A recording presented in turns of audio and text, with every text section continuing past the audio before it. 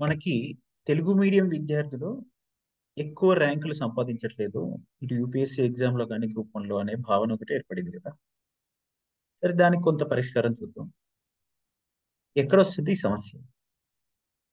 ఇది చెప్పబోయే ముందు మీరొక విషయం తెలుసుకోండి.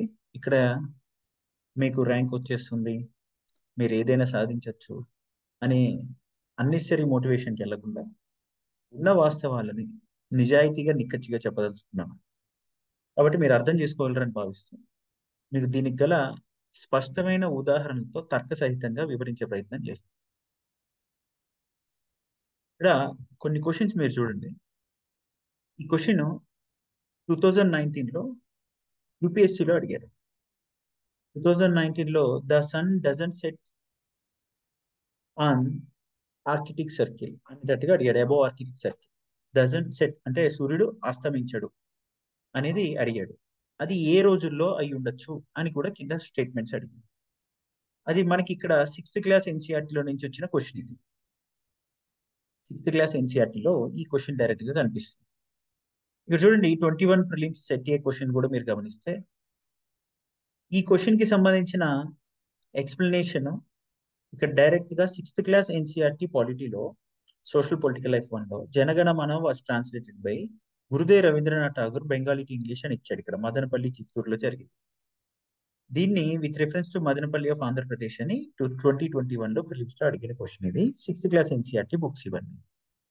తెలుగు మీడియం విద్యార్థులకు వస్తున్నటువంటి సమస్య ఇలాంటి ఎన్సీఈఆర్టీ బుక్స్ ఇక్కడ కళ్ళ ముందు క్లియర్ గా కనిపిస్తుంటే ఇక్కడ బూర్జహం అనే ప్రదేశం ఒక పిట్ హౌసెస్ కలిగి ఉన్న ప్రదేశం, ప్రెసెంట్ కాశ్మీర్ లో ఉన్న ప్రదేశం అది అని చెప్పారు. అలాంటి క్వశ్చన్స్ అన్ని కూడా చూడండి. ఇవన్నీ ఎన్సీఈఆర్టీలో themes in Indian history part 1 నుంచి వచ్చిన క్వశ్చన్ ఇది. క్లాస్ 12 ఉంటుంది. ఇక్కడ ఉన్నటువంటి మ్యాచ్ ద ఫాలోయింగ్ క్వశ్చన్స్ అన్ని కూడా డైరెక్ట్ గా అక్కడి నుంచి తీసిచ్చారు. వీళ్ళెవ్వరూ కూడా ఎన్సీఈఆర్టీ బుక్స్ కనబడితే ఇష్టపడరు. ఎన్సీఈఆర్టీ బుక్ అంటే చాలు ఈ ఇంగ్లీష్ మీడియం బుక్ లో వచ్చినప్పుడు మేము ఎందుకు చదవడం, మాకు తెలుగు మీడియం కదా, మాకు తెలుగు మీడియంలోనే కావాలి ఇన్ఫర్మేషన్ అంతా అని విపరీతంగా కంప్లైంట్స్. మనం ఏదైనా ఒక స్టాండర్డ్ రిఫరెన్స్ బుక్ నుంచి ఒక విషయాన్ని తీసి మీకు తేలికగా అర్థవంతంగా ఇద్దామన్న ఆలోచనతో మీ చేత చదివిద్దాం అనుకుంటే మీరు చదవరు. దాని మీద కొన్ని సమస్యలు ఉంటాయి మీతో. ఏంటి ఈ టెస్టులు పెట్టేటప్పుడు అంటే మీతో ఉండే సమస్య ఇదిగోండి, ఎప్పుడు complaining about basic English questions.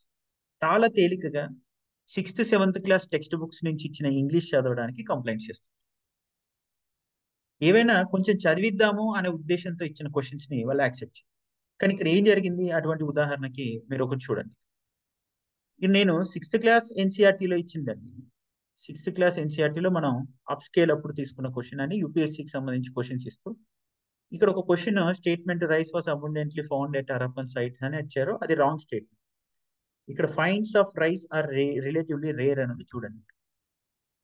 Millets ఎక్కువగా పండించేవారు గుజరాత్ ప్రాంతంలో ఉంది. రైస్ మాత్రం చాలా అరుదుగా ఉండేదని ఉంది. ఈ స్టేట్మెంట్ ని ఇక్కడ చూడండి, rice grains were found abundantly in all the areas అని డైరెక్ట్ గా తీసుకున్నారు. ఇది 111 క్వశ్చన్ మాస్టర్ కాపీలో నుంచి తీసిస్తున్నాను. టీఎస్పీఎస్సీ గ్రూప్ 1లో అడిగింది ఫస్ట్ టైం. ఇది ఎన్సీఆర్టీలో ఉన్న ఈ స్టేట్మెంట్ ని బేస్ చేసుకొని ఇక్కడ సెట్ చేసిన క్వశ్చన్ ని యాజ్ ఇట్ ఈ స్టేట్మెంట్ ఇక్కడ కూడా వచ్చింది. ఇక్కడ మీరు ఈ ఆన్సర్ చేయడానికి కూడా పెద్ద కష్టమే కాదు. ఎందుకంటే రైస్ అబుండెంట్లీ అక్కడ పండలేదు. అక్కడ వరి అనేది చాలా విరివిగా ఏమీ పండలేదు అని స్పష్టంగా తెలుస్తున్నప్పుడు దాన్ని మనం ఎలిమినేట్ చేసుకుంటే ఆప్షన్ సి అనేది ఈ 1, 2, 3 మూడిట్లో కూడా ఉంది లేదు ఉంది కాబట్టి ఖచ్చితంగా ఎలిమినేట్ చేసుకో.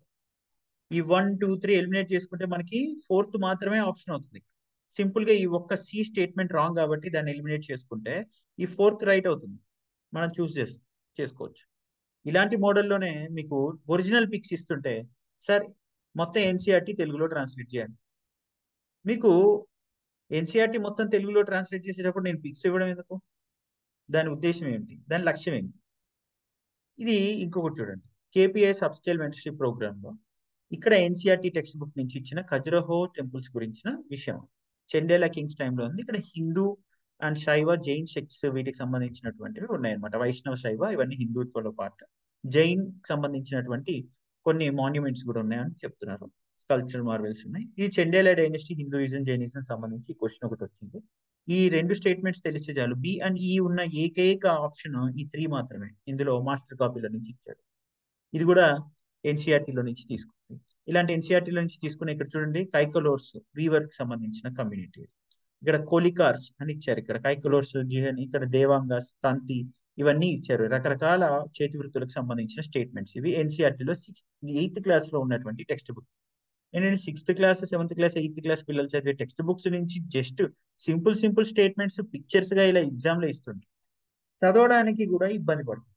ఇదేంటో మీరు అప్పుడు ర్యాంకులు ఎలా వస్తాయి? మరి ఇంగ్లీష్ మీడియంకి ఎక్కువ ర్యాంకులు వస్తాయి, పార్షియాలిటీ ఉంది తెలుగు మీడియం మీద అంటే మీకు మినిమం ఆత్మస్థైర్యం పెరగాలన్నా, కనీసం అవగాహన రావాలన్న సబ్జెక్ట్ మీద, కొన్ని బేసిక్స్ తెలియాలన్నా, చిన్న చిన్న 10th క్లాస్ లో ఉన్నటువంటి 6th 7th 8th ఎన్సీఆర్టీ పుస్తకాలు చదవకపోతే ఎలా? ఇక్కడ చూడండి, ఇక్కడ కోలికాస్ అనే వీవర్స్ అనేది తెలుస్తుంది. ఇక్కడ మణికారాస్ అంటే మనీ అంటే జ్యువెల్ అని మనకు తెలుసు. ఇంకేముంది, అక్కడే మనకి ఆన్సర్ వస్తుంది. ఎన్సీఆర్టీ టెక్స్ట్ బుక్స్ నుంచి కొంచెం మీకు రిలవెంట్ లాజికల్ ఇన్ఫరెన్స్ డ్రా చేసుకోవచ్చు. ఆన్సర్స్ చేసేటప్పుడు లాజికల్ గా ఆన్సర్స్ ఎలా చేయాలనేది తెలుస్తుంది. కానీ మీరు చేస్తుంది ఏంటంటే ఎప్పుడు బేసిక్ ఇంగ్లీష్ క్వశ్చన్స్ ని కంప్లైంట్ చేస్తుంటారు. Excessive questioning nature against examiner and complaining attitude ఉంటుంది. So always negative tendencies, misguidance ని ఎక్కువ ఇష్టపడతారు. చూడండి, tempted to incline towards misguidance అని ఏమి ఇచ్చాను. వీళ్ళు ఎక్కువగా ఎమోషనల్ గా ఉంటారు. More emotional incline towards motivation rather than a rational and logical approach. Rational గా లాజికల్ గా ఏదైనా చెప్దామని చూస్తే దానికన్నా మిమ్మల్ని బాగా ఎమోషన్ చేసి నువ్వు ఐఏఎస్ అవుతావు ఐపీఎస్ అవుతావు అని చెప్తే అప్పుడు ఇష్టపడతావు. కానీ అవ్వాలంటే ఏం చేయాలి? నువ్వు బేసిక్ ఇంగ్లీష్ మినిమం చదవాలి. నీకు కంపల్సరీ ఇంగ్లీష్ లాంగ్వేజ్ పేపర్ ఉంది, మరి అది నువ్వు క్వాలిఫై అవ్వాలి కదా, అది మాత్రం రిలీజ్ అవ్వు. Complete aversion to English, not even realising compulsory English qualifying paper. ఇది తెలుగు మీడియంతో వస్తున్న మరొక సమస్య. అరే నువ్వు కంపల్సరీ ఇంగ్లీష్ లాంగ్వేజ్ పేపర్ ఉంటుంది, అది క్వాలిఫై అవ్వాలి. నువ్వు ఒక డిస్ట్రిక్ట్ ని రూల్ చేయడానికి ఒక ఎగ్జిక్యూటర్ మేజర్ ఎగ్జిక్యూషన్ లో పార్ట్ గా ఉంటావు. ఎన్నో స్కీమ్స్ పాలసీస్ నువ్వు ఇంప్లిమెంట్ చేయాలి. ఇక్కడ వచ్చినటువంటి వివిధ రాష్ట్రాల నుంచి వచ్చినటువంటి ఐఏఎస్ ఐపీఎస్ తోటి నువ్వు కోఆర్డినేట్ అవ్వాలి. సెంట్రల్ మినిస్ట్రీ సెక్రటరీస్ తోటి కూడా నువ్వు డిస్కషన్ డిబేట్ డెలిబరేషన్స్ లో పార్టిసిపేట్ చేయాలి. ఫారెన్ డెలిగేట్స్ వస్తారు, వాళ్ళతో నువ్వు కూర్చొని మాట్లాడాలి, పాలసీ డ్రాఫ్ట్ చేయాలి. వీటన్నిటికీ నీకు బేసిక్ ఇంగ్లీష్ రావాలి. కాబట్టి కనీసం ఒక ఎస్సే రాయడము, ఇంగ్లీష్ చదవడం, బేసిక్ 10th క్లాస్ లోపు ఉన్న టెక్స్ట్ బుక్స్ మాత్రం చదివి అర్థం చేసుకోవడం కూడా రాదు అని మీరు డిసైడ్ అయిపోయింది.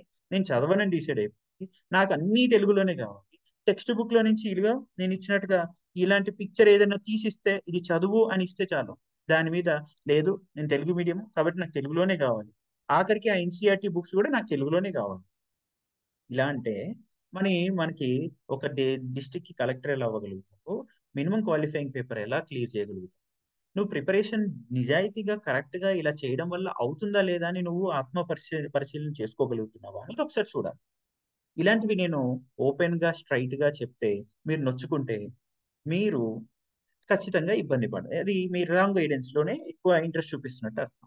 మీకు అదే రాంగ్ గైడెన్స్ కావాలంటే రోజు 4 మోటివేషన్ మాటలు 4 కొటేషన్స్ చెప్పమంటే రోజు చెప్తాను, దానివల్ల ఏమి ఇబ్బంది లేదు.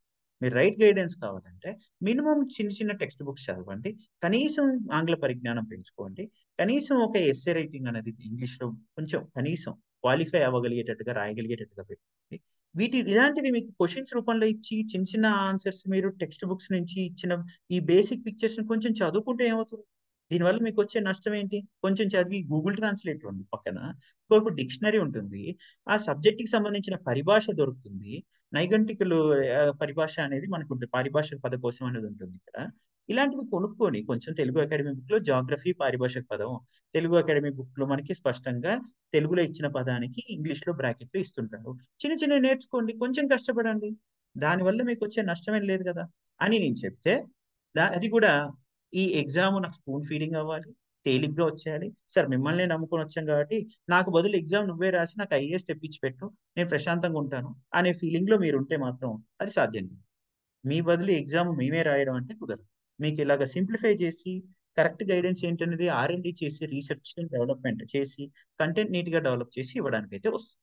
దాన్ని మీరు అర్థం చేసుకొని కొన్ని టెక్స్ట్ బుక్స్ ఖచ్చితంగా మినిమం ఎన్సీఆర్టీ టెక్స్ట్ బుక్స్ చదవడం అనేది మీరు ప్రాక్టీస్ చేయాల్సిందే. వేరొక ఆప్షన్ లేదు. మేము ఖచ్చితంగా ఎన్సీఆర్టీ బుక్స్ నుంచి ఇలా మినిమం చిన్న స్క్రీన్ షాట్స్ అయితే మీకు ఇచ్చి చదవమని చెప్తాము. అది మీ మంచి కోసమే. మీరు అది ఫాలో అవ్వడానికి సిద్ధం కాకపోతే మమ్మల్ని రాంగ్ గైడెన్స్ ఇవ్వండి అని మాత్రం ప్రెషర్ చేయకండి. మీరు చదవాల్సిందే. అది మీ మ్యాండేటరీగా కావాలని ఇస్తున్నాం. All the very best.